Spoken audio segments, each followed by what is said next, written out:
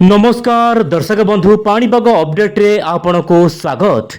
जलिब राज्य जलिब देश विभिन्न अंचल में भयंकर स्थिति देखा मिल पारे।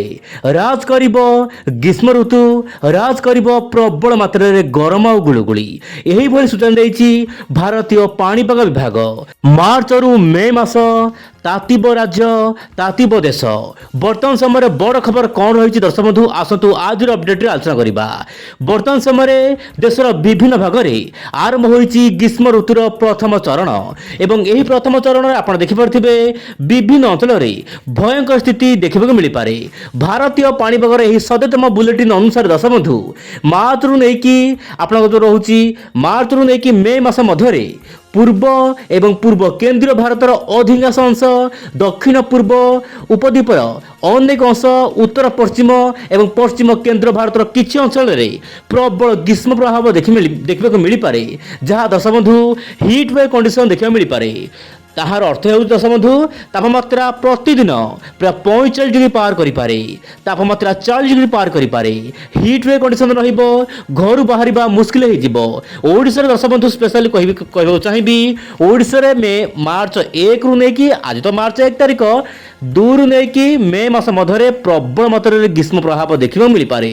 एमती किसी मॉडल अच्छा वर्तमान समय कि भारतीय पाणीपाग नहीं बड़ बड़ अपडेट आलोचना कर देखु जेहेतु ओइंडियो चैनल आपन सहित अच्छी से प्रत्येक दिन पाणीपाग खबर देखु आउ ओइंडियो चैनल को सब्सक्राइब करूँ। वीडियो शेष पर्यटन देखु जानीपारे समस्त पाणीपागर खबर।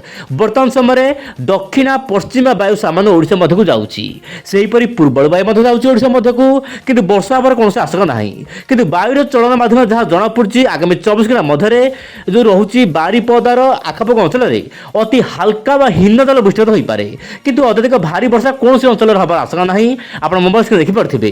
किंतु जहाँ जनापड़ी वर्तमान समय दिन तापमात्रा बढ़ आगामी 7 दिन मध्य तापमात्रा धीरे धीरे बढ़ाई पाग अनुकूल हो।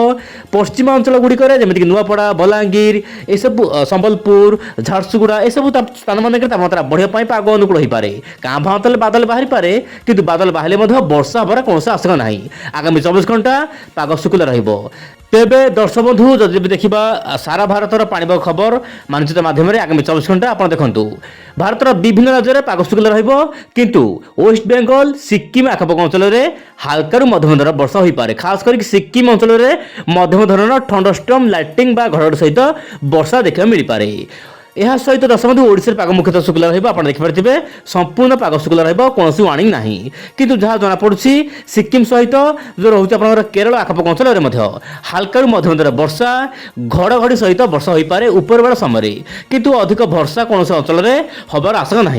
मोटामोटी कह गले सारा भारत में पाग शुक्ला केवल सिक्किम केरल किसी अंचल को छाड़देले। एवं दर्शक बंधु नजर पकेबा सबुदिन भली ओइंडियो चैनल रे आगामी दिन में कौन रहिबो वर्षार स्थिति, जहां नहीं दर्शक बंधु आप कमेंट बॉक्स रे लगातार कमेंट करुछंती।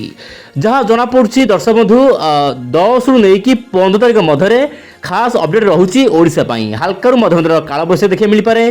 खास करके उत्तर एवं पश्चिम आभ्यंतरीण एवं उपकूल ओडिशा केतक अंचल में अति हाल्का वर्षा हो पारे, काभा अंचल में वर्षा हो पारे, किंतु काल बैशाखी देखा मिल पारे। यह सहित उत्तर पूर्व अंचल गुड़िक वर्षा हो पारे बोली जहाँ वर्तमान जीएफएस मॉडल कहूँ। कहीं हम ना पश्चिम झाड़ आसब, पूर्व वायु मिलन हम से वर्षा हो। दर्शक बंधु ध्यान दिंतु वर्षा केवल अल्प समय पाई, वर्षा केवल काँ भाँ अंचल में, पूरा अंचल में वर्षा हेब नहीं, कारण यहाँ हूँ खरा दिन।